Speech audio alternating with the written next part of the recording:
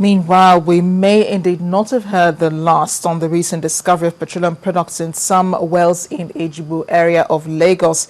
The Nigerian National Petroleum Corporation has confirmed it was aware of the fuel well. An engineer from the NNPC's Mosimi depot said another check had been scheduled for today to find out if there was a burst pipeline that may have been responsible for the oil leak. Our correspondent, Loretta Chogo, has been monitoring the development. NNPC officials all gathered at the pipeline area in Ejigbo, and their mission is simple: to carry out checks on their pipelines to find out if anyone is responsible for the contamination of people's well in Aminotu Ilo Street, the street where the Nigerian Security and Defense Corps officers burst on and arrested some persons they suspect vandalized the pipeline.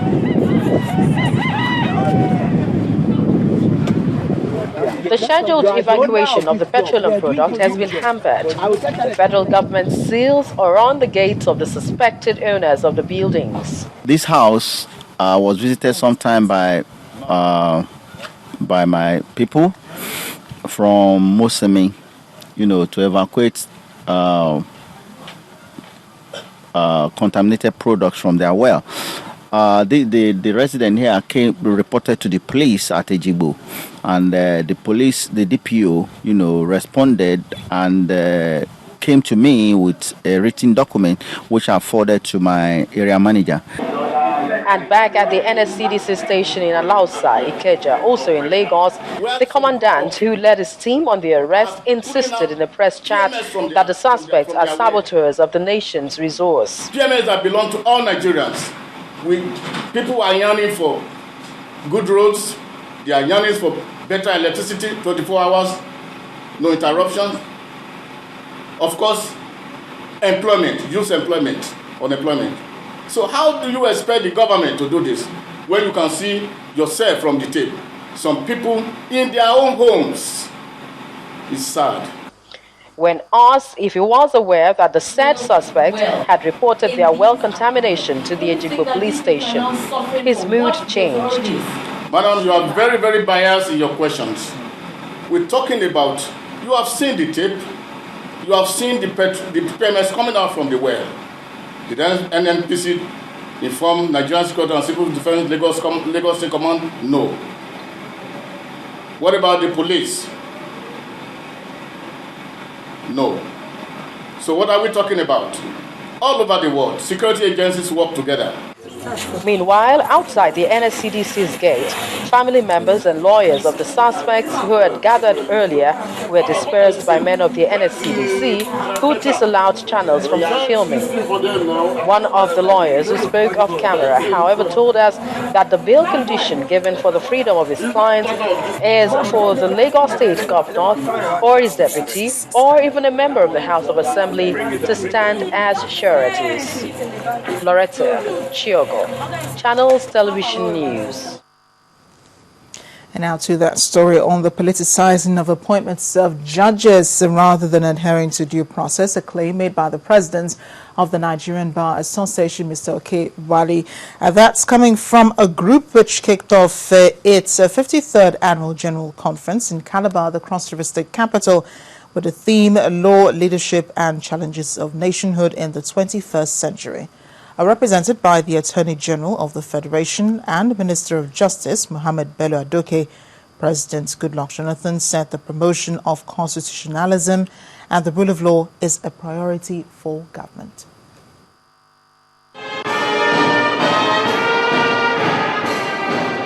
The 2013 Annual General Conference of the Nigerian Bar Association brought together over 10,000 legal practitioners specializing in various fields of practice from within and outside the country to reflect and map out strategies, all aimed at confronting the challenges facing the members of the legal profession as well as the country as a whole. This administration, President Goodluck Jonathan, represented by his Attorney General and Minister of Justice, urged the bar and its leadership to continue to uphold its duty to enforce the rule of law.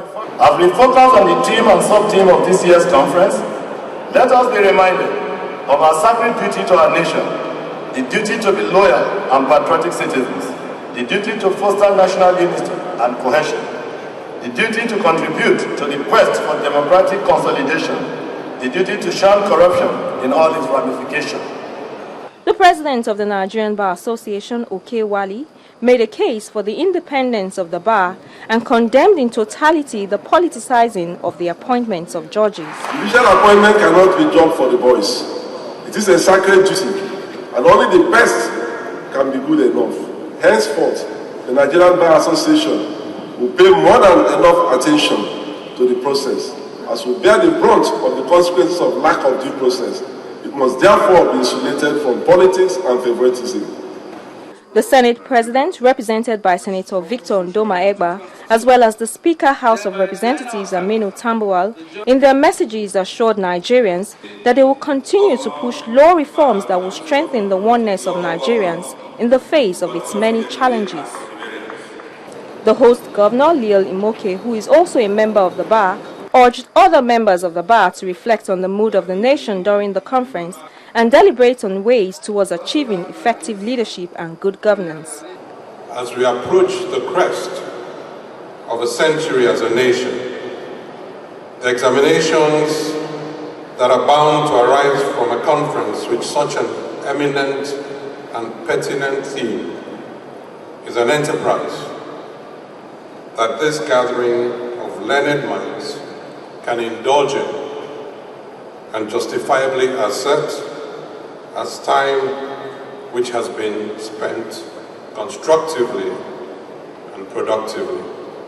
The conference is a week-long event and a communique is expected to be issued at the end. It's been long coming, but the benefits of the sale of the country's power generation and distribution companies will soon begin to manifest. This assurance was given by President Goodluck Jonathan when a delegation of the Anyoma People's Congress visited him at the presidential villa.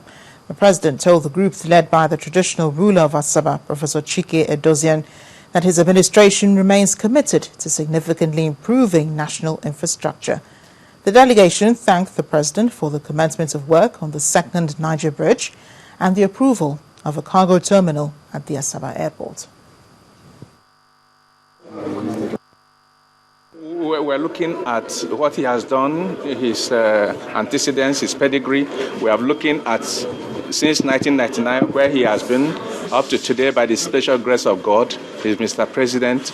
And we are thinking that as we approach 2015, the area of Anyoma, and indeed all Deltans are behind him, to run for a second term. He merits it, and that's what we're asking for. And that's why we're here, apart from other requests that are key and germane to our life. We want to give him our unflinching support for 2015. And we're there, as always, with him.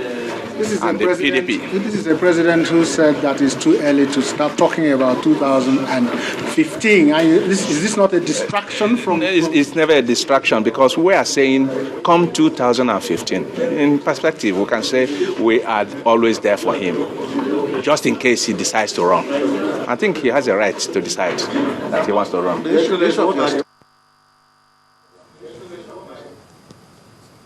A chairman of the Subsidy Reinvestment Empowerment Program, Dr. Christopher Kolade, has assured Nigerians that the committee is working towards ensuring that there are no abandoned projects in the country. Dr. Kolade, who stated this in Abuja at the monthly meeting of the committee, says the projects that will positively affect the lives of Nigerians and other residents in the country are being worked on by the committee in line with the vision of the president. Given towards these projects were never adequate. You could not secure the sustained interest of the contractors. The contractors would do what the little money they've been given was capable of doing, and then they would abandon the work and go off-site. And this is why things have been delayed and even some projects abandoned. What we have ensured is that once we have a work plan that we approve, we make sure that the contractor does the work as he has promised, and at every stage where we said, if you do it to this stage, we'll pay you your money. When it gets to that stage, the report comes to us, we go and look at it, we verify and he has actually reached that stage, and his money is paid to him. That means he can now continue the work. That's why in our own projects, you do not have contractors going off-site or abandoning projects. Earning rewards for series of articles or publications in the dailies must be based on accuracy of the information written. This is the objective of the Quill Awards, a brainchild of Promasidor Nigeria Limited. The organizers say the aim of the annual event is to commend efforts of outstanding journalists. Quill Awards is organized every year by Promasidor Nigeria Limited to encourage journalism excellence. The award, which is open to journalists in the print media, has additional categories this year. What we've done is to extend and increase the categories so that this year we'll have 7 awards. But the 7 awards for the second edition will be Education Reporter of the Year, Best Report on Nutrition, the Best CSR and Sustainability Report for the Year, Brand Advocate of the Year, Photo Story of the Year, and then the 2 new ones, Best Report on Children and Future Reporter of the Year. While these 2 new categories are tied to encouraging service to humanity, participating journalists have a caveat. The law allows you to actually lift articles and use, but the law has an exception in that you must compliment or reward or acknowledge the original author of that work. With the Quill Awards, the management of Promasidor seeks to improve the knowledge and skills of Nigerian print journalists. If this Quill Awards can reward people that go that extra mile, journalists that check something before they publish it, who don't just take plagiarism, that they use that maybe as a source, but then develop their own work. All these aspects of professionalism, if we can see improvements in these sectors over time, then I think we would have made a contribution. While publication for the contest starts from April the 1st, 2013 through to April the 30th, 2014, Promasidor says entry into the Quill Awards contest begins on September the 9th this year.